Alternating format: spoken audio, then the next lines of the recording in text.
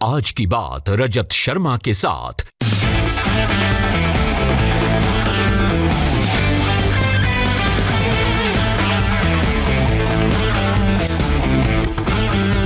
नमस्कार, आज की बात में आपका स्वागत है। आज सबसे पहले मैं दिल्ली वालों को चेतावनी देना चाहता हूं। अगर कोरोना को लेकर लापरवाही जारी रही तो एक बार फिर लॉकडाउन जैसी पाबंदियां लग सकती हैं। दिल्ली में ऐसे हालात बन चुके हैं। आज मजबूर होकर दिल्ली के मुख्यमंत्री अरविंद केजरीवाल को कहना पड़ा, अगर लोगों के व्यवहार में बदलाव नहीं आया, लोगों ने कोरोना में बचने के लिए गंभीरता नहीं दिखाई, तो एक बार फिर पाबंदियां लगानी पड़ेगी। जिन इलाकों में, जिन बाजारों में लोगों ने नियमों का पालन नहीं किया, वहां लॉकडाउन लगाया जाएगा। इसके लिए दिल्ली सरकार ने केंद्र सरकार से परमिशन भी मांगी है।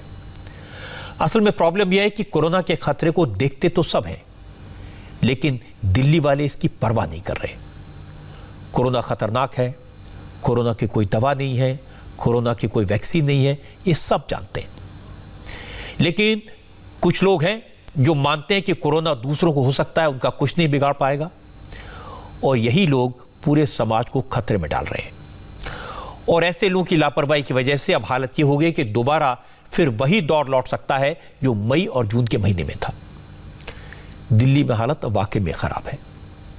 मैं आपको बता दूं, अगर आंकड़ों की नजर से देखें तो देश में कोरोना जिस रफ्तार से काबू में आ रहा है, दिल्ली में उसी रफ्तार से बढ़ रहा है। दिल्ली की आबादी 2 करोड़ के आसपास है, यानी देश की आबादी का करीब 1.5%। लेकिन देश में कोरोना के जो केसेस रोज मिल रहे हैं, उनमें से करीब 13% केसेस दिल्ली में हैं। पिछले 24 घंटे में देश में कोरोना के करीब 29,000 केसेस सामने आए, जिसमें से 3,800 केसेस अकेले दिल्ली के हैं। 3 दिन पहले तक तो ये केसेस 7,000 तक पहुंच गए थे। अगर मौत का आंकड़ा देखें तो भयानक है, डराने वाला है। कोरोना की वजह से पिछले 24 घंटे में पूरे देश में करीब 450 लोगों की मौत हुई, जिसमें से 100 केसेस अकेले दिल्ली के हैं। यानी देश में कोरोना से मरने वाला हर चौथा शख्स दिल्ली का है। अब यह बात सरकार को समझ आ गई है। सरकार ने समझाने की कोशिश की है, हाथ जोड़कर अपील की है, कोरोना के खतरे से आगाह भी किया है, बार बार लोगों को समझाया है। इसके बाद भी लोगों का रवैया नहीं बदला। अपील से, दलील से काम नहीं चला, तो दिल्ली की सरकार ने अब साफ कह दिया, अगर अब भी नहीं सुधरे तो पाबंदियों के लिए तैयार रहो। एक जनरल प्रस्ताव केंद्र सरकार की अप्रूवल के लिए भेजा जा रहा है कि अगर कहीं पे, अब दिवाली ख़त्म हो गई है, हम उम्मीद करते हैं कि बाज़ारों के अंदर जो इतनी ज़्यादा भीड़ थी वो भीड़ कम हो जाएगी और हमें ज़रूरत नहीं पड़ेगी। लेकिन अगर ज़रूरत पड़े और सारी कोशिशों के बावजूद भी अगर किसी बाज़ार में हम देखते हैं कि सोशल डिस्टेंसिंग और मास्क का पालन नहीं किया जा रहा और वो एरिया एक तरह से लोकल कोरोना हॉटस्पॉट बन सकता है, तो उस वहाँ पे बाज़ार को कुछ दिनों के लिए एहतियात के तौर पे बंद करने की इजाज़त दिल्ली सरकार को दी जाए। ऐसा प्रस्ताव अभी केंद्र सरकार को भेजा जा रहा है। 200 से वापस 50 लोगों को, शादियों में केवल 200 से 50 लोग अलाउड होंगे। सच बात तो है कि कोई नहीं चाहता कि लॉकडाउन लगे, कोई नहीं चाहता पाबंदियां लगें, लेकिन इसके बाद भी अरविंद केजरीवाल को मिनी लॉकडाउन जैसे शब्द का इस्तेमाल क्यों करना पड़ा? इसकी वजह आप तस्वीरों को देखकर समझ सकते हैं।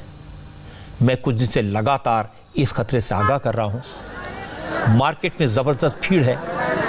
सरोजिनी नगर, चांदनी चौक, चावड़ी बाजार, लाजपत नगर, सदर बाजार, गांधीनगर, ये वो मार्केट्स हैं जहां न तो कोई सोशल डिस्टेंसिंग का पालन हो रहा है और मास्क पहनने में भी लोग लापरवाही बरत रहे हैं।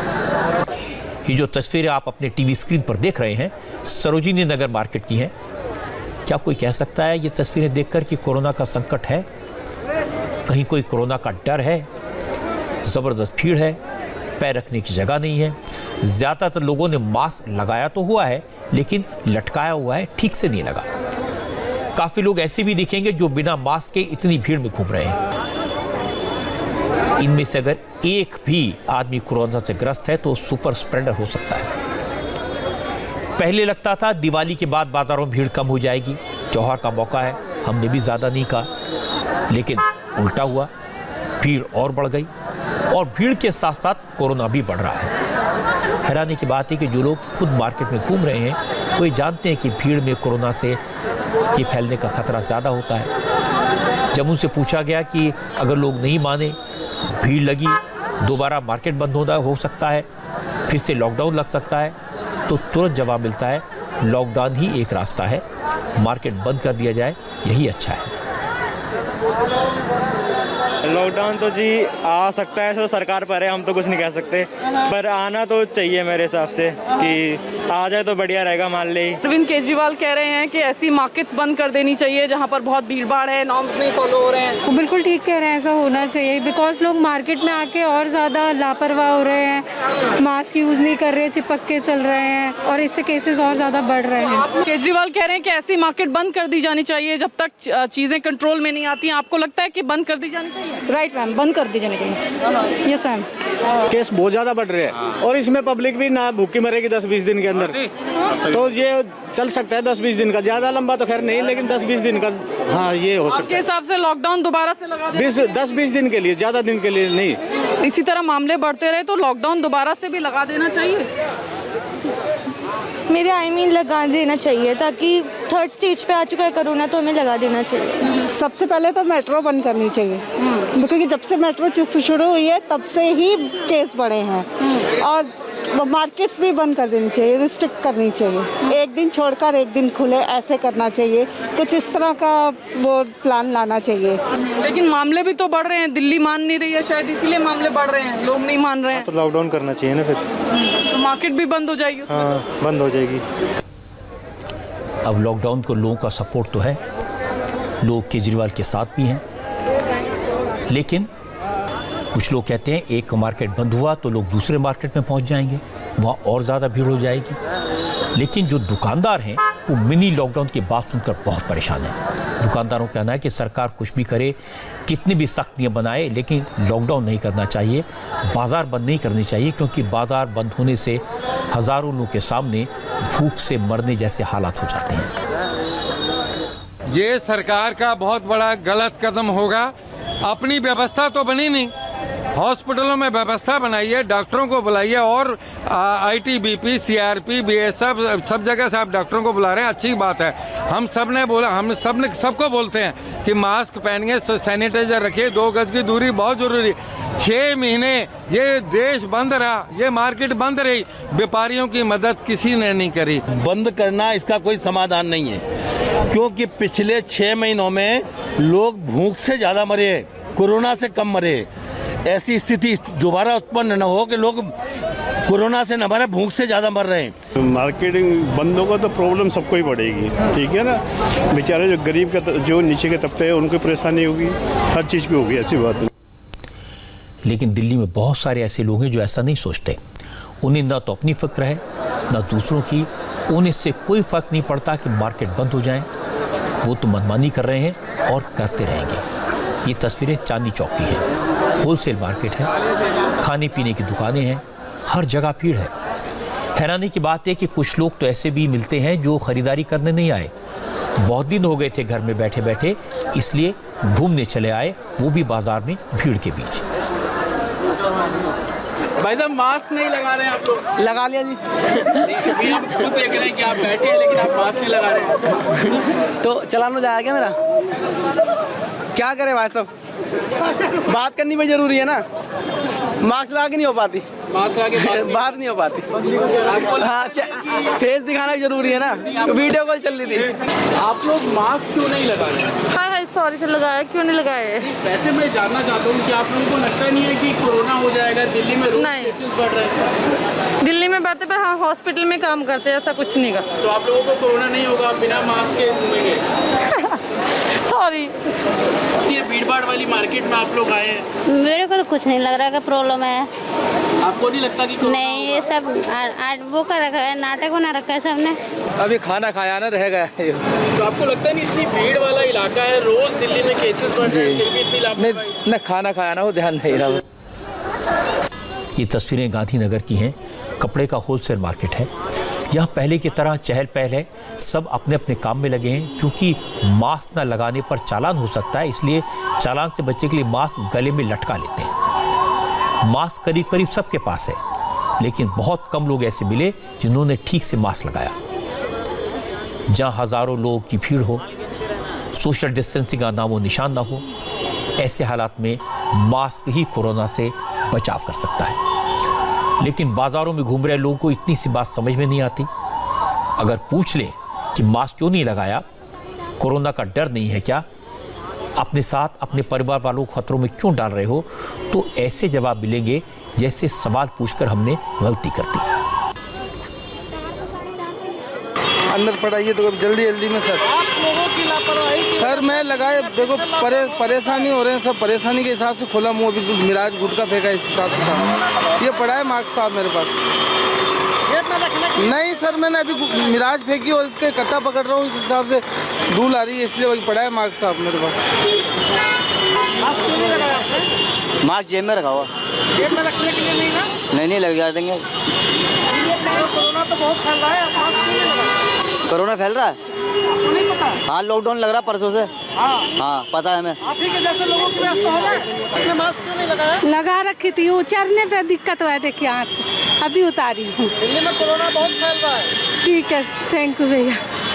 लगाना चाहिए ना मास्क? ये जो जीने पर चढ़ी ना, सांस फूलने लगा। मास्क क्यों नहीं लगा? अभी लगा, खोला है, सांस का घुट रहा है, मेरा नीचे से आया है, ये लगा। लेकिन इस लापरवाही की वजह से दिल्ली में कोरोना नहीं, ये अभी मैंने खोल कर भी तुम्हारे सामने जेब में रखा, सांस का घुट रहा था, नीचे से आया, वहाँ से घुट रहा। मास्क क्यों नहीं लगाया? मास्क बिल्कुल अभी मेरे से अभी निकल गया, जेब में मास्क रखा हुआ था, दुकान पे भूलिया, यहाँ लूंगा मैं मास्क। इस तरह के बहाने से दिल्ली में नहीं बिल्कुल, अभी दुकान से गिरी ना दुकान जी, ना दुकान अंदर से मास्क ही लेने जा रहा हूँ उधर से। मास्क क्यों नहीं लगाया दुकान पर? बाबूजी मैं खाना खा के अभी उठा बस।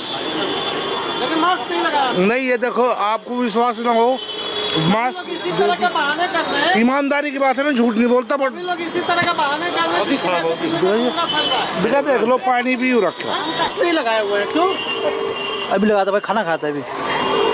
नहीं यार, इस लापरवाही की वजह से दिल्ली में कोरोना फैल रहा है। अरे खाली मेज थोड़ा करना पड़ रहा है और भाई। फिर से जो है सरकार लॉकडाउन करने की सोच रही है। सही बात है, बाजार बंद हो जाएगा तो अच्छा लगेगा आपको। अरे भैया भी खाना खाया था, इसलिए बता रहा था। रिपोर्टर्स भी क्या करें, कितना करें, कितने लोगों से पूछें, बहाने सुनकर हंसें या रोएं, दुख व्यक्त करें या नाराज हों।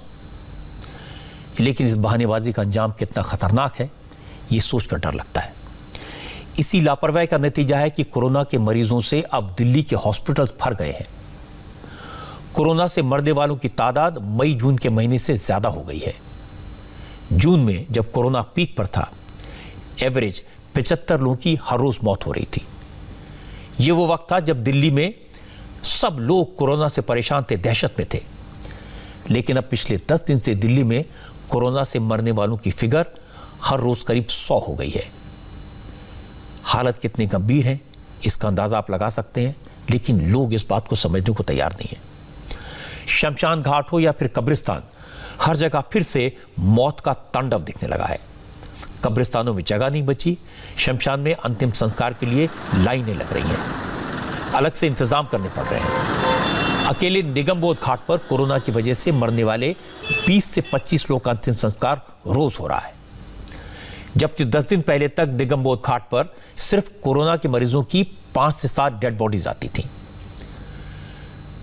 हालात का अंदाजा इस बात से लगा सकते हैं कि निगमबोध घाट पर इलेक्ट्रिक और सीएनजी से चलने वाला क्रेमेटोरियम है, लेकिन कोरोना की वजह से जिस तरह से मौतों का आंकड़ा बढ़ रहा है, उसके बाद लकड़ी से भी शव जलाने की मंजूरी देनी पड़ी। अगर नवंबर महीने की बात करें तो हमारे उत्तरी दिल्ली नगर निगम में जितने भी शमशान घाट है या कब्रिस्तान है, उसमें एक मुख्य जो हमारा निगमबोध घाट है, उसकी बात करें तो लगभग 250 से 275 जिनकी दुखद मौत हुई है उनके शवों को हम संस्कार कर चुके हैं और सब जगह की बात करें तो 350 के करीब का ये आंकड़ा है। दिल्ली में लगातार मौतों का आंकड़ा बढ़ता जा रहा है। जिनके परिवारजनों की दुखद मौत हो रही है उनको कोई समस्या ना हो उसके लिए हमने निगमबोध घाट पर और सब जगह आदेश जारी कर दिए। निगमबोध घाट को अभी हमने 2 हिस्सों में बांट दिया है, जिसमें कोविड वाली जो डेथ है उसका अलग संस्कार हो, नॉन कोविड का अलग संस्कार हो। वो सारी व्यवस्थाएं ठीक प्रकार से चल रही है, लेकिन स्थिति भयावह होती जा रही है। कोरोना न तो अमीर और गरीब में फर्क करता है, न हिंदू या मुसलमान देखता है। जो दिक्कत शमशान घाट में है वही दिक्कत कब्रिस्तान में है। दिल्ली के कब्रिस्तानों में तो जगह कम पड़ने लगी है। हमारे संवाददाता भास्कर मिश्रा आज दिल्ली में ITO के पास जदीद कब्रिस्तान गए। ये दिल्ली का सबसे बड़ा कब्रिस्तान है। कोरोना से मरने वाले लोगों को दफनाने के लिए यहाँ अलग से करीब 10 बीघा जमीन दी गई थी, लेकिन अब जिस रफ्तार से कोरोना के मरीजों की डेड बॉडीज आ रही हैं, उसके बाद लगता है कि अगले 20 दिन में ये कब्रिस्तान पूरी तरह भर जाएगा। 20 दिन के बाद कब्रिस्तान में नई जगह खोजनी होगी। दिल्ली के सबसे बड़े कब्रिस्तान का ये हाल है कि पिछले कुछ दिनों से अचानक यहाँ पे डेड बॉडी जो आ रही थी उसकी संख्या में इजाफा हुआ है। परेशान हैं यहाँ के जो मैनेजर हैं वो लोग कि किस तरह से कोप अप किया जाए।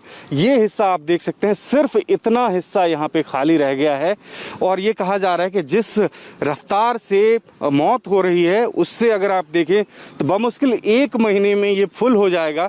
उसके बाद वैकल्पिक किसी और व्यवस्था का इंतजाम करना पड़ेगा। तैयारी यहाँ पे ये होती है कि पहले से ही कब्र खोद दी जाती है, जिस हिसाब से इनके पास इंफॉर्मेशन प्रोवाइड की जाती है डॉक्टर्स के द्वारा, और जैसे ही डेड बॉडी आती है अंतिम संस्कार कर दिया जाता है, दफना दिया जाता है। एक चीज जो इन लोगों ने खुद महसूस की है वो ये है कि पहले जो लोग आते थे वो सावधानी बरतते थे, लेकिन वो अब सावधानी नदारद है और शायद यही वजह है कि दिल्ली में कोरोना का ग्राफ लगातार बढ़ रहा है। तकरीबन 1 महीने से ये आंकड़ा बढ़ गया है। अभी बीच में थम गया था क्योंकि हमारे यहाँ 3-3, 4-4 दिन कोई डेड बॉडी नहीं आ रही थी, लेकिन अब 1 महीने से दोबारा से मतलब ये आंकड़ा हमारे यहाँ बढ़ गया है और ये डेली 3-4 मैयतें रोज आ रही हैं। अब फिर से मैयतें रोज आ रही हैं। अब ये दिल्ली का सबसे बड़ा कब्रिस्तान है।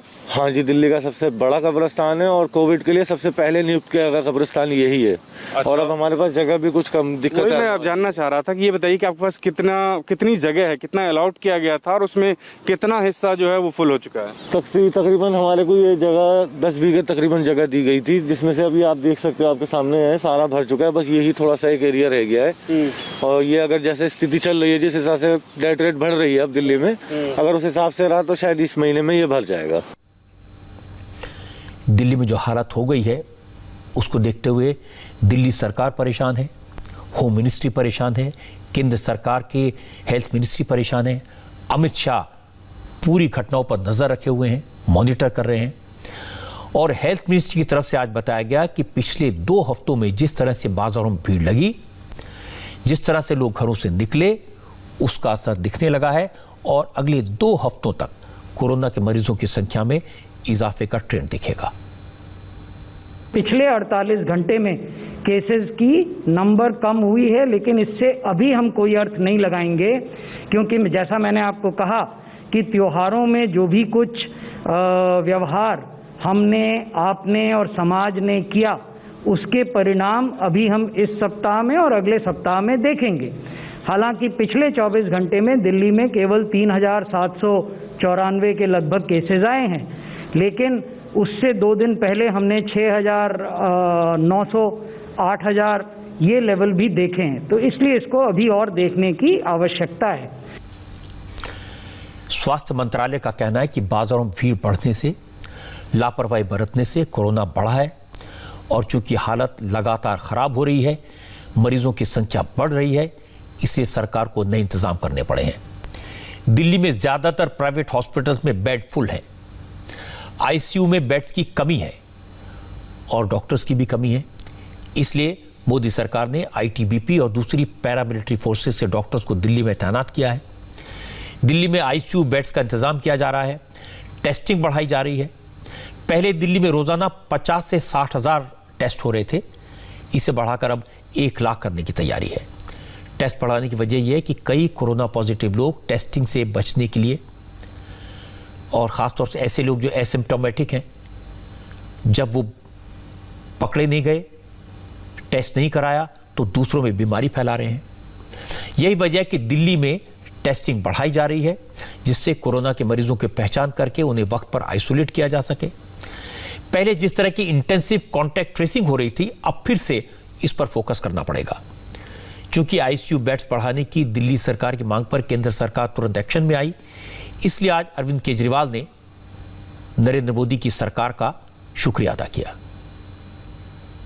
केंद्र सरकार का मैं ख़ास तौर से शुक्रिया अदा करता हूं कि इस कठिन परिस्थिति में केंद्र सरकार ने दिल्ली वालों की मदद की है। और सबसे बड़ी मदद है कि जो उन्होंने 750 आईसीयू बेड्स और जल्द से जल्द बढ़ाने का उन्होंने आश्वासन दिया है, इससे सबसे ज़्यादा हमें लाभ होगा।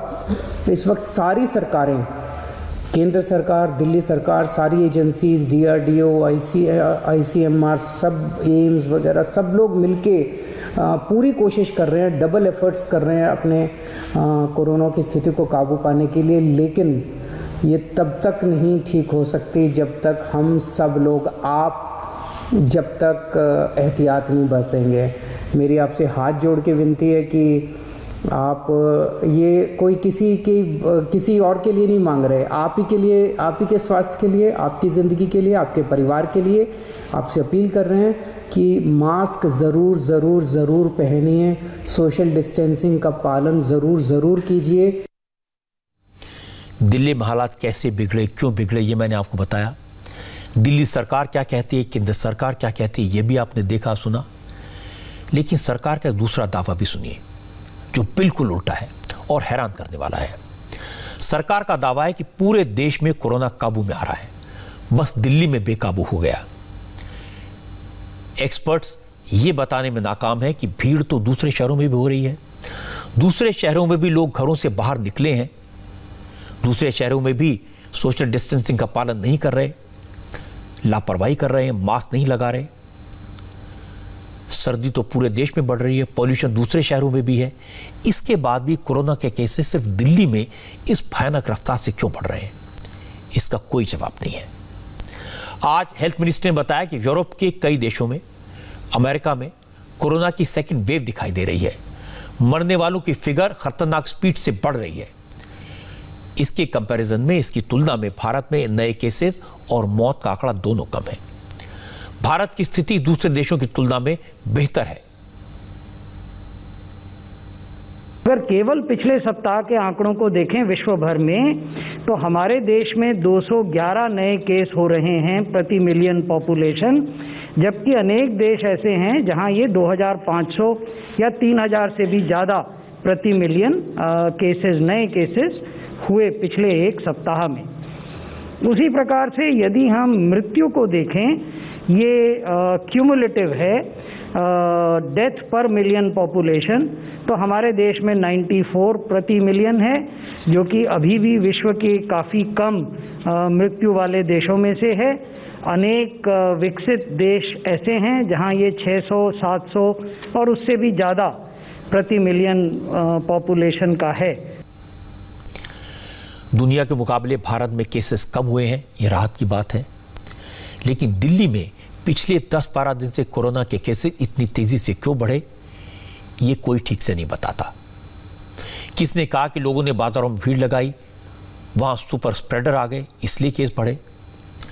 किसी ने कहा कि दिल्ली में पॉल्यूशन है, इससे सांस की बीमारियां होती हैं, और जब सांस की तकलीफ होती है, लंग्स कमजोर होते हैं, तो कोरोना वायरस और तेजी से फैलता है। किसी ने कहा कि केसेस इसलिए बढ़ गए क्योंकि दिल्ली में सर्दी बढ़ गई है। किसी एक आदमी को वायरस होता है तो लोग घर के अंदर होते हैं, एक दूसरे को घर में वायरस ट्रांसफर कर देते हैं। अब जरा सोचिए, दिल्ली वाले करें तो क्या करें? घर से बाहर निकलें तो कोरोना, घर में बैठे रहें तो कोरोना, खिड़की खोलकर सांस लें तो हवा में जहर, सर्दी में बाहर निकलें तो खांसी जुकाम का डर। इसके एनालिसिस में जाने से कुछ नहीं होगा। मेरा सुझाव यह है, थोड़े दिन और सब्र करें, कंट्रोल करें, भीड़ वाली जगहों में न जाएं, लोगों से मिलना जुलना कम करें, बाहर निकलें तो मास्क जेब में न रखें, मुंह पर लगाएं और मुंह पर लटकाएं नहीं, ठीक से लगाकर निकलें, यही आपको बचाएगा। दूरी बनाकर रखें, थोड़े दिन की बात और है, हिम्मत रखें, सावधानी बरतें।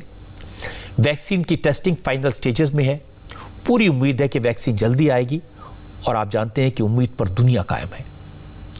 मैं आपको वैक्सीन के बारे में बताऊंगा कि ये कब आएगी, कहां से आएगी, लेकिन पहले मुंबई के लोगों को, महाराष्ट्र के लोगों को चेतावनी देना चाहता हूं। 1 महीने पहले प्रदेश में कोरोना का हर चौथा मरीज महाराष्ट्र से होता था। बुरी हालत थी। मुंबई तो देश की कोरोना कैपिटल बन गई थी, लेकिन अब महाराष्ट्र में, मुंबई में हालात काबू में है। कम से कम नंबर्स तो यही कहते हैं। पिछले 4 हफ्तों में मुंबई में रोजाना कोरोना के केसेस की संख्या 1000 से नीचे बनी हुई है। पिछले 24 घंटे में मुंबई में कोरोना के महज 541 नए मामले सामने आए, जबकि 14 लोगों की मौत हुई। यानी हालत पहले के मुकाबले बहुत बहुत बेहतर है, लेकिन लापरवाही मुंबई में हो रही है। अगर मुंबई वाले न संभले तो वहां भी दिल्ली जैसा हाल हो जाएगा। कोरोना है ही ऐसा, सावधानी हटी, दुर्घटना घटी। कल ही 8 महीने के बाद महाराष्ट्र में मंदिर मस्जिद खोले गए और आज कई जगहों से परेशान करने वाली तस्वीरें आई। ये तस्वीर तुलजा भवानी मंदिर की है। उस्मानाबाद में स्थित तुलजा भवानी 51 शक्तिपीठों में से एक है। तुलजा भवानी को महाराष्ट्र की कुलदेवी माना जाता है। महाराष्ट्र में इस मंदिर की बहुत मान्यता है, इसलिए जब 8 महीने बाद मंदिर खुला तो देवी के दर्शन के लिए श्रद्धालुओं की भीड़ उमड़ पड़ी। मंदिर प्रशासन ने टोकन का इंतजाम किया था। सोशल डिस्टेंसिंग के लिए मार्किंग की गई थी, लेकिन टोकन के लिए भी मारामारी मच गई। पुलिस वाले भी भीड़ को काबू में नहीं कर पाए। महाराष्ट्र के साथ साथ कर्नाटक, तेलंगाना और आंध्र प्रदेश से भी हजारों की संख्या में श्रद्धालु यहां लगातार आ रहे हैं। लेकिन ऐसा नहीं कि इस स्थिति को संभाला नहीं जा सकता। ऐसा नहीं कि सभी मंदिरों में इसी तरह की लापरवाही है। महाराष्ट्र के दूसरे शहरों में लोग मंदिरों में सोशल डिस्टेंसिंग का पालन कर रहे हैं, उनसे सीखने की जरूरत है। मुंबई के सिद्धिविनायक और शिरडी के साईं बाबा मंदिर में, दोनों मंदिरों में रोजाना हजारों श्रद्धालु आते हैं, लेकिन यहां आने वाले भक्त खुद भी कोरोना के नियमों का पालन कर रहे हैं और मंदिर प्रशासन की तरफ से भी जो इंतजाम किए गए हैं, जो नियम बनाए गए हैं, उन्हें फॉलो कर रहे हैं। आज मंगलवार है। आम दिनों में सिद्धिविनायक मंदिर के बाहर भक्तों की भारी भीड़ उमड़ती थी, लेकिन कोरोना के नियम और सख्ती की वजह से आज तस्वीर बदली हुई दिखाई दी। ये अच्छा संकेत है।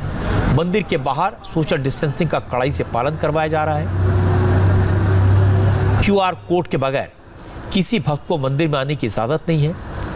मंदिर के अंदर लिमिटेड तरीके से एंट्री दी जा रही है और भक्त खुश हैं। उनका कहना है कि आम दिनों में मंदिर के अंदर धक्का मुक्की होती है, लेकिन आजकल आराम से बप्पा के दर्शन हो रहे हैं। शिरडी में साईं बाबा के दर पर अब चीजें नॉर्मल हो रही हैं। कल पहले दिन भीड़भाड़ थी, लेकिन अब लोग सोशल डिस्टेंसिंग का पालन कर रहे हैं, लाइन में लगाकर अपनी बारी का इंतजाम कर रहे हैं। यहां मंदिर प्रशासन की तरफ से भक्तों का बायोमेट्रिक रजिस्ट्रेशन शुरू किया गया है। रजिस्ट्रेशन के बाद श्रद्धालुओं को मंदिर में एंट्री दी जाती है। सिक्योरिटी गार्ड्स भी बैरिकेडिंग लगाकर व्यवस्था बनाए हुए हैं। श्रद्धालु आराम से अंदर जाकर साईं बाबा के दर्शन कर सकते हैं और कोरोना से जल्द छुटकारा दिलाने की दुआ मांग रहे हैं। भगवान के दर पर जाइए, मंदिर जाइए, मस्जिद जाइए, चर्च जाइए, गुरुद्वारे में जाइए, लेकिन खतरे को ध्यान में रखिए। अगर लापरवाही की तो खुद भी मुश्किल में पड़ेंगे और दूसरों को भी मुश्किल में डालेंगे। ये तो सब जानते हैं कि कोरोना की वैक्सीन फिलहाल नहीं है, सिर्फ वैक्सीन आने की उम्मीद है, और उम्मीद सबसे ज्यादा है 2 कंपनियों से। दावा यह किया जा रहा है कि अमेरिकी कंपनी फाइजर ने जो वैक्सीन तैयार की है, अब तक ट्रायल में उसका सक्सेस रेट 90% है, 90%। अमेरिका की दूसरी कंपनी मॉडर्ना का दावा है कि उसकी वैक्सीन का सक्सेस रेट 94.5, 94.5% है। फाइजर की वैक्सीन को स्टोर करने के लिए -70 डिग्री सेल्सियस टेम्परेचर में रखना होगा। अब यह भारत जैसे देशों के लिए तो मुमकिन नहीं है। अब मॉडर्ना ने दावा किया है कि उसकी वैक्सीन को 8 डिग्री सेल्सियस पर 30 दिन तक रखा जा सकता है। इसलिए मॉडर्ना से उम्मीद है। मुझे यह भी पता चला कि दुबई में चीन में बनी वैक्सीन का ट्रायल बड़े पैमाने पर हो रहा है। अमेरिका का दावा है कि वैक्सीन 30 नवंबर तक आएगी। इंग्लैंड का दावा है कि 23 दिसंबर तक, और चीन का दावा है कि वैक्सीन 2 जनवरी तक आ जाएगी।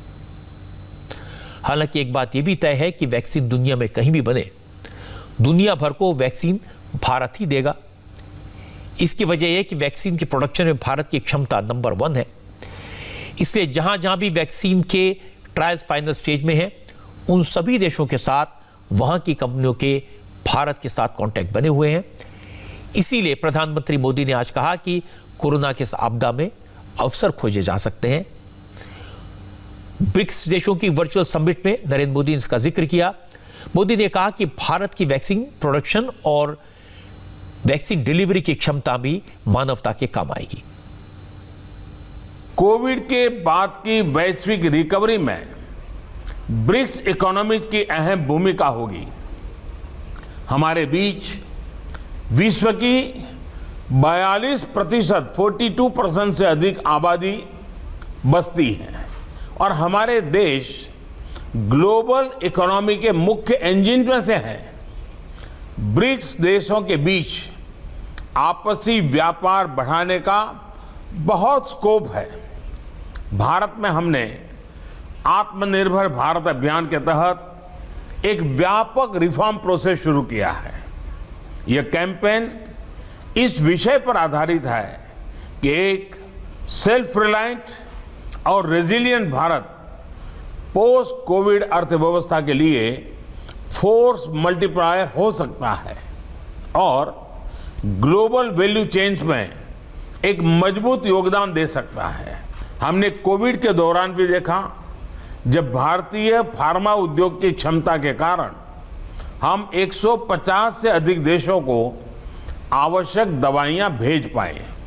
जैसा मैंने पहले भी कहा है, हमारी वैक्सीन उत्पादन और डिलीवरी क्षमता भी इस तरह मानवता के हित में काम आएगी।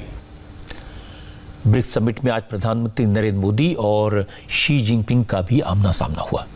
समिट वर्चुअल था, इसलिए कैमरे के जरिए ही सारे नेता एक दूसरे के सामने थे। एक महीने में दूसरा मौका है जब पीएम मोदी और शी जिनपिंग वीडियो कॉल पर आमने सामने थे। क्योंकि ब्रिक्स समिट में बायलैटरल इशू नहीं उठाए जा सकते, इसलिए नरेंद्र मोदी ने चीन के साथ विवाद की बात तो नहीं की, लेकिन चीन के सबसे करीबी दोस्त पाकिस्तान का नाम लिए बगैर आतंकवाद का मुद्दा उठाया। मोदी ने आज कहा कि आतंकवाद की लड़ाई में पूरी दुनिया एकजुट है, लेकिन ये जंग तब तक नहीं जीती जा सकती जब तक दहशतगर्दी को पालने पोसने वाले देशों को दोषी न ठहराया जाए, जब तक आतंकवाद को सपोर्ट करने वाले मुल्कों के खिलाफ एक्शन न हो। आतंकवाद आज विश्व के सामने सबसे बड़ी समस्या है। हमें यह सुनिश्चित करना होगा कि आतंकवादियों को समर्थन और सहायता देने वाले देशों को भी दोषी ठहराया जाए और इस समस्या का संगठित तरीके से मुकाबला किया जाए। हमें खुशी है कि रूस की अध्यक्षता के दौरान ब्रिक्स काउंटर टेररिज्म स्ट्रेटेजी को अंतिम रूप दे दिया गया है।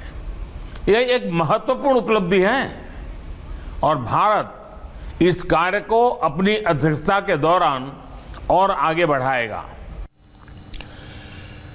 प्रधानमंत्री मोदी ने ब्रिक्स समिट में जो कहा, उसका सीधा सीधा मतलब है कि चीन पाकिस्तान को आतंकवाद के मामले में सपोर्ट करना बंद करे। हाफिज सईद पर पाबंदी का केस हो या फिर अजहर मसूद का केस, हर बार चीन ने पाकिस्तान की मदद की है। इन ग्लोबल टेररिस्ट पर पाबंदी का विरोध किया है, सिक्योरिटी काउंसिल में वीटो किया था। इसलिए मोदी ने ब्रिक्स समिट में सबसे पहले आतंकवाद का मुद्दा उठाया। अब यह बात अलग है कि आजकल चीन पाकिस्तान की कितनी भी तरफदारी करे, कितनी भी कोशिश करे, लेकिन पाकिस्तान का हाल बेहाल है और सुधरने वाला नहीं है। पाकिस्तान में सिविल वॉर जैसी स्थिति पैदा हो गई है। इमरान खान की सरकार के खिलाफ लगातार प्रोटेस्ट हो रहे हैं। पाकिस्तानी आवाम का भरोसा पाकिस्तान की फौज से उठ चुका है। अब गिलगिट बाल्टिस्तान के इलेक्शन में धांधली को मुद्दा बनाकर विरोधी दल सड़कों पर उतर आए और विरोध की आवाज को दबाने के लिए इमरान खान ने पूरे पाकिस्तान में रैलियों पर, विरोध प्रदर्शनों पर, सियासी जुलूसों पर रोक लगा दी है। दरअसल गिलगिट बाल्टिस्तान की 23 सीटों पर 2 दिन पहले चुनाव हुए थे। इनमें इमरान खान की पार्टी पाकिस्तान तहरीक इंसाफ ने 8 सीटों पर जीत हासिल की। पाकिस्तान पीपल्स पार्टी ने 3, मुस्लिम लीग नवाज को 2 और निर्दलीय उम्मीदवारों ने 7 सीटें जीती। लेकिन इन नतीजों पर लोगों को यकीन नहीं है, इसलिए पाकिस्तान में प्रोटेस्ट शुरू हो गए। भारी संख्या में लोग सड़कों पर एतराज कर रहे हैं। इमरान खान पर सेना की मदद से चुनाव में जनता की आवाज को दबाने का इल्जाम लगा रहे हैं। इन विरोध प्रदर्शनों को पाकिस्तान पीपल्स पार्टी के अध्यक्ष बिलावल भुट्टो लीड कर रहे हैं। बिलावल ने अपने सपोर्टर से कहा वो इस धांधली के खिलाफ लड़ते रहेंगे। मुस्लिम लीग नवाज की उपाध्यक्ष मरियम नवाज ने भी इमरान खान पर धांधली का आरोप लगाया। विपक्षी दलों के इस तरह के बयानों के बाद पाकिस्तान में बड़े पैमाने पर विरोध प्रदर्शन की संभावना और बढ़ गई है। आपका मैंडेट चोरी किया गया है। गिलगित बल्तिस्तान के अवाम के वोट में डाका डाला है। मैं 1 महीने से आपके दरमियान में हूं।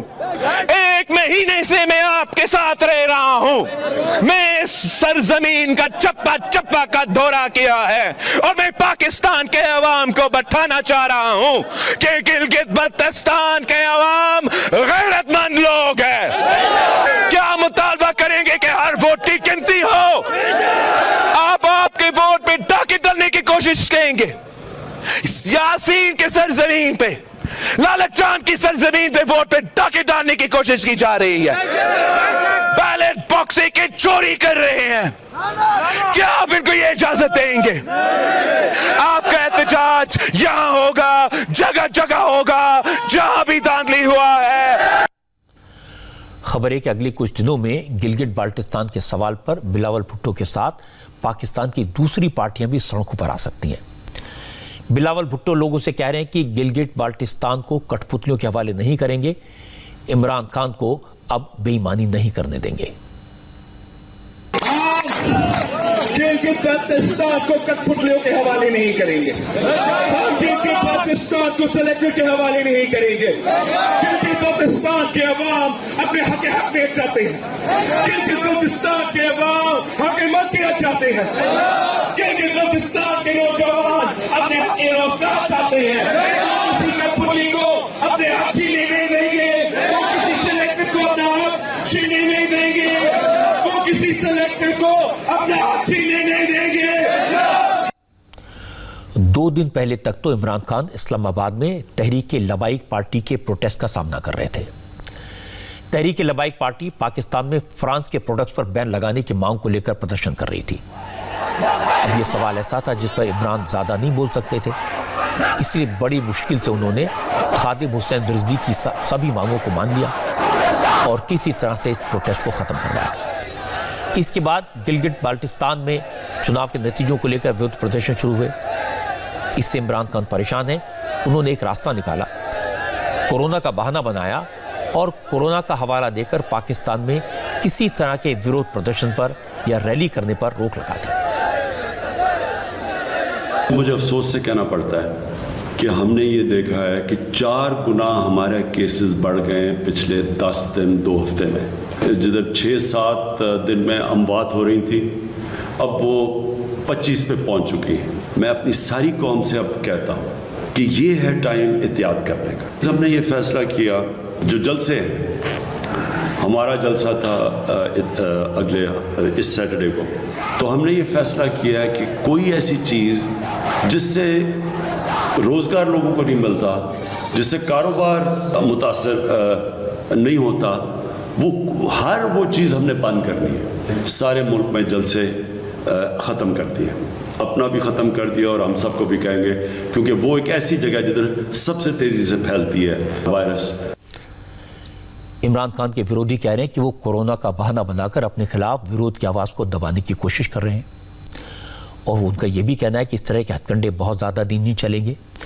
इमरान खान और पाकिस्तान की फ़ौज अपने मुल्क के आवाम को चुप कराने में लगी है, लेकिन हमारे यहाँ जम्मू कश्मीर में माहौल को खराब करने की लगातार साजिश की जा रही है। और दुर्भाग्य की बात है कि हमारे देश के कुछ नेता पाकिस्तान की भाषा बोल रहे हैं। जम्मू कश्मीर में आर्टिकल 370 के वापसी के टारगेट को लेकर जो गुपकर अलायंस बना है, उसे बीजेपी ने आज बड़ा इशू बनाया। कांग्रेस गुपकर अलायंस में शामिल पार्टियों के साथ मिलकर जम्मू कश्मीर में डिस्ट्रिक्ट डेवलपमेंट काउंसिल की इलेक्शन लड़ रही है। इस बात को होम मिनिस्टर अमित शाह ने रेज किया और कांग्रेस पर बड़ा अटैक किया। अमित शाह ने आज एक के बाद एक 3 ट्वीट किए। उन्होंने लिखा, गुपकर गैंग अब ग्लोबल फोरम में जा रहा है। वो चाहते हैं कि विदेशी ताकतें जम्मू कश्मीर के मामले में दखल दें। गुपकर गैंग ने तिरंगे का अपमान किया। सोनिया गांधी और राहुल गांधी को जवाब देना चाहिए, क्या वो इसका सपोर्ट करते हैं? उन्हें अपना स्टैंड साफ करना होगा। कांग्रेस और गुपकर गैंग चाहता है कि जम्मू कश्मीर फिर हिंसा के दौर में वापस लौटे। अमित शाह ने कहा कि आर्टिकल 370 खत्म करके सरकार ने दलितों को, आदिवासियों को, महिलाओं को अधिकार दिए, लेकिन अब ये पार्टियां इन अधिकारों को वापस छीनना चाहती हैं। यही वजह है कि लोग ऐसी पार्टियों को हर जगह से खारिज कर रहे हैं। जम्मू कश्मीर भारत का अभिन्न अंग था और रहेगा। भारत के लोग राष्ट्रीय हितों के खिलाफ इस अपवित्र ग्लोबल गठबंधन को स्वीकार नहीं करेंगे। अमित शाह ने यह भी लिखा कि अब यह गुपकर गैंग को तय करना है कि उसे देश की भावनाओं के साथ चलना है या फिर बर्बाद होना है। गुपकार गैंग के नेता चाहे अब्दुल्ला खानदान के हों या मुफ्ती खानदान के, इन्होंने 70 साल पश्चिम पाकिस्तान के रेफ्यूजियों को, गुजर बकरवाल समुदाय के लोगों को, महिलाओं को, दलित समाज के लोगों को, गोरखा समाज, वाल्मीकि समाज, महिलाओं के अधिकारों का हनन अब्दुल्ला खानदान और मुफ्ती खानदान ने किया। जब ये लोग सत्ता में थे, इन्होंने जम्मू कश्मीर को 2-2 हाथ से लूटा। जम्मू कश्मीर को बर्बाद करने का काम अब्दुल्ला खानदान और मुफ्ती खानदान ने किया है। आज कांग्रेस पार्टी भी इस गुपकार गैंग का हिस्सा बनके जम्मू कश्मीर में आतंकवाद, अलगाववाद और पाकिस्तान की मानसिकता को आगे बढ़ाने का षड्यंत्र कर रही है। कांग्रेस पार्टी पाकिस्तान और चीन की डायरेक्शन के बाद इस गुपकार गैंग का हिस्सा बनी है। देश ना कांग्रेस को माफ करेगा और जम्मू कश्मीर की जनता इन तमाम गुपकार वालों को कभी माफ नहीं करेगी। अमित शाह ने गंभीर सवाल उठाए, कांग्रेस पर सीधा आरोप लगाया, तो कांग्रेस की तरफ से जवाब भी आया। रणदीप सुरजेवाला ने कांग्रेस की तरफ से कहा कि कांग्रेस गुपकार अलायंस का हिस्सा नहीं है। सुरजेवाला ने कहा कि कांग्रेस ने देश के लिए बहुत बलिदान दिए और कांग्रेस ऐसा कोई काम नहीं करेगी जो देश के खिलाफ हो। जम्मू कश्मीर कांग्रेस के अध्यक्ष गुलाम अहमद मीर ने भी कहा कि उनकी पार्टी ने कश्मीर पर तीसरे देश की भूमिका को कभी स्वीकार नहीं किया। कांग्रेस पार्टी ने पहले से ये क्लियर किया है कि जो यहाँ पर गुपकार अलायंस नाम से एक संगठन बना है, खासकर पिछले 2 महीने से जितनी भी मीटिंग्स उन्होंने बुलाई, अभी कांग्रेस पार्टी का स्टेट लेवल का कोई भी नुमाइंदा उसमें शमूलियत नहीं किया है। हमने कभी भी थर्ड कंट्री इंटरवेंशन नहीं चाहा। अगर कोई पार्टी या कोई लीडर उस तरह की बात करता है तो उसको कांग्रेस पार्टी ने पहले एग्री किया है, ना हम आज उसको एग्री कर रहे हैं। हमारी मुल्की सत्ता की एक बनी हुई पॉलिसी है, कांग्रेस पार्टी उस पॉलिसी को फॉलो करती है। कांग्रेस की ये बात तो सही है कि वो गुपकार अलायंस का हिस्सा नहीं है। कांग्रेस की ये बात भी सही है कि वो गुपकार अलायंस की किसी मीटिंग में हिस्सा नहीं लिया उनके नेताओं ने।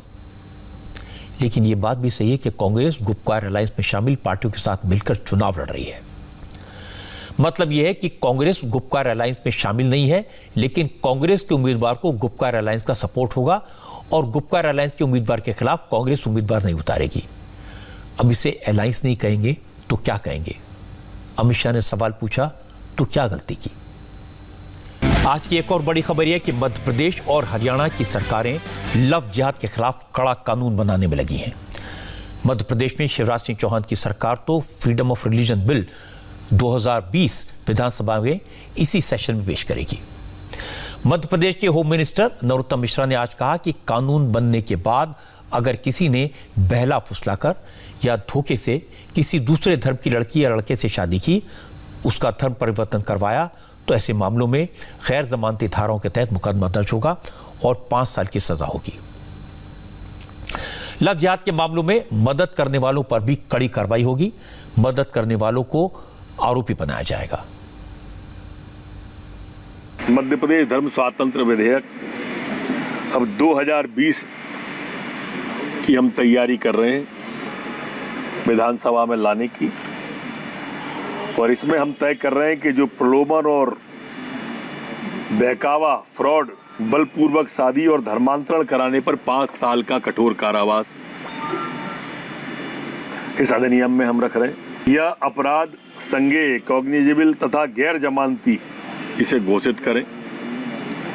इसी तरह से प्रलोभन, बलपूर्वक, फ्रॉड तथा बहकावे में धर्मांतरण के लिए किए गए विवाह को नल एंड वॉइड घोषित किए जाने का भी प्रावधान इसमें हम कर रहे हैं। हरियाणा सरकार ने भी लव जिहाद के खिलाफ कानून बनाने का प्रोसेस शुरू कर दिया है। हरियाणा के होम मिनिस्टर अनिल विज ने आज कहा कि एक ड्राफ्टिंग कमेटी बनाई जाएगी जो दूसरे राज्यों के कानूनों को स्टडी करके एक सख्त कानून बनाएगी।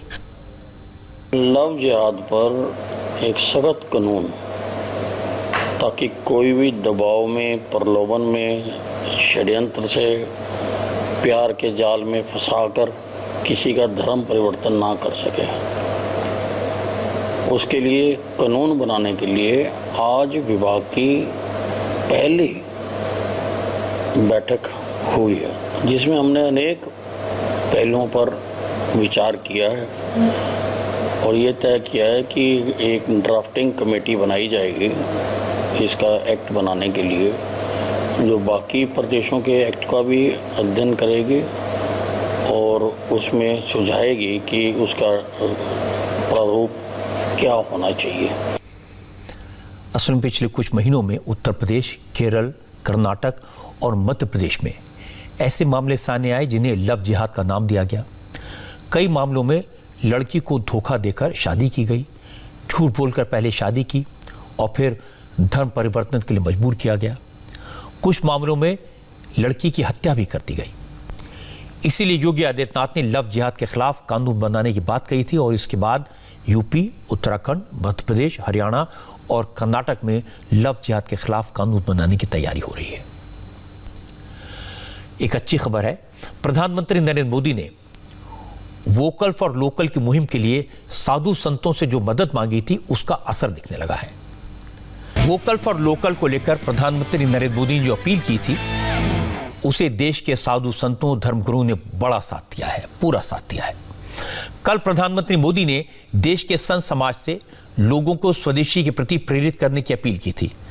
आज स्वामी रामदेव से लेकर श्री श्री रविशंकर, मां मंडेश्वर स्वामी अवधेशानंद गिरी तक सभी संतों ने कहा, मोदी ने जो कहा वो राष्ट्र धर्म है और साधु संत राष्ट्र धर्म के मामले में कभी पीछे नहीं रहते। स्वामी रामदेव ने कहा कि खुद प्रधानमंत्री मोदी आत्मनिर्भर भारत के आदर्श हैं और प्रेरणा है। स्वामी रामदेव ने कहा, वोकल फॉर लोकल का जो सपना प्रधानमंत्री मोदी ने देखा है उसे पूरा देश मिलकर साकार करेगा। लोकल के लिए वोकल होना और लोकल को ग्लोबल बनाना जो माननीय प्रधानमंत्री जी का सपना है, हम सब मिल करके उसे साकार करेंगे। और देश के शीर्ष कथाकारों, आचार्यों, गुरुओं से मैं स्वयं भी संपर्क कर रहा हूं और क्योंकि करोड़ों लोगों के साथ कनेक्टिविटी है हमारे स्पिरिचुअल गुरुज की, हम सब मिल करके जो भी हमारे साथ लाखों करोड़ों लोग कनेक्ट हैं उन सबको इस लोकल के लिए वोकल होने वाले संकल्प से जोड़ेंगे तो निश्चित रूप से यह एक बहुत बड़ा आंदोलन खड़ा होगा और इस स्वदेशी के नए आंदोलन से भारत में आत्मनिर्भरता का एक नया दौर शुरू होगा। श्री श्री रविशंकर ने कहा, देश को आगे बढ़ाने के लिए लोकल को बढ़ावा देना जरूरी है। प्रधानमंत्री मोदी की इस मुहिम को आर्ट ऑफ लिविंग घर घर तक पहुंचाएगा। वोकल फॉर लोकल, ये बात जो है ना, यूजुअली लोग ये कहते हैं कि think global and by local. विचार विशाल होनी चाहिए, सोच विशाल होनी चाहिए, मगर जब हम खरीदने जाते हैं हम वहाँ लोकल जो है उनको प्रोत्साहन देना आवश्यक है। यदि हम अपने आजू बाजू के जो व्यापारी है उनको हम प्रोत्साहन नहीं देंगे तो वो कैसे चलेगा बताओ। क्या होता है, हमारे देश की सूती है, बनाने वाले यही हैं और उसकी लेबल लगती है कपड़ों के विदेश की, तो ये विदेशी ब्रांड में जो जा रहे हैं उसको थोड़े समय के लिए हम ये किनारे रख दें, दरकिनारे रख दें, कि देश में बेरोजगारी मिटाना हो और देश को संपन्न बनाना हो तो ये बहुत आवश्यक है हम वोकल फॉर लोकल पर चलें। स्वामी अवधेशानंद गिरी ने भी कहा, वोकल फॉर लोकल मिशन में पूरा देश मोदी जी के साथ है। पूरा राष्ट्र उनके इस आह्वान के साथ है। आत्मनिर्भर भारत अथवा वोकल फॉर लोकल जैसे उनके इस उद्घोष में हम सब एकीकृत हैं। यहाँ की शिल्प कला अथवा यहाँ का स्थापत्य वास्तु, यहाँ के व्यंजन पकवान अथवा यहाँ के आभूषण परिधान, सब कुछ इतने दिव्य हैं, अनुपम हैं अथवा इतने सस्ते और इतने अधिक अपने हैं वे, इसलिए हम आह्वान कर रहे हैं। हम तो उसी दिन से इस दिशा में प्रयत्नशील हैं। मैं फिर भी माननीय प्रधानमंत्री जी के इस आह्वान का स्वागत करता हूं। संपूर्ण संत समुदाय, भारत के प्राय सभी आचार्य इस दिशा में प्रयत्नशील हैं। स्वामी रामदेव हो, श्री श्री रविशंकर हो, अवधेशानंद गिरी हो, बहुत सारे ऐसे संत हैं जिन्होंने यह बात कही। समय की कमी से कुछ लोगों की बात आपको सुनवा पाए, लेकिन ये सब वो लोग हैं जिन्होंने भारत की संस्कृति को पूरी दुनिया में फैलाया, जिन्होंने आत्मनिर्भर भारत का संदेश दिया। स्वामी रामदेव तो स्वदेशी के प्रतीक बन गए हैं। उन्होंने योग को पूरी दुनिया में फैलाया, पहचान दिलवाई और इसके बाद अपनी मेहनत और विश्वसनीयता के बल पर बड़ी बड़ी विदेशी कंपनियों की दुकानें बंद करा दी। अब स्वामी रामदेव पूरी दुनिया में आयुर्वेद का, योग का, आत्मनिर्भर भारत का संदेश देते हैं और हर रोज सुबह 8 बजे योग के जरिए आत्मनिर्भर भारत कैसे बने, कैसे भारत अपने पैरों पर खड़ा हो, इसका संदेश देते हैं। इंडिया टीवी पर कार्यक्रम का नाम आप जानते हैं, कोरोना से जंग, स्वामी रामदेव के संग।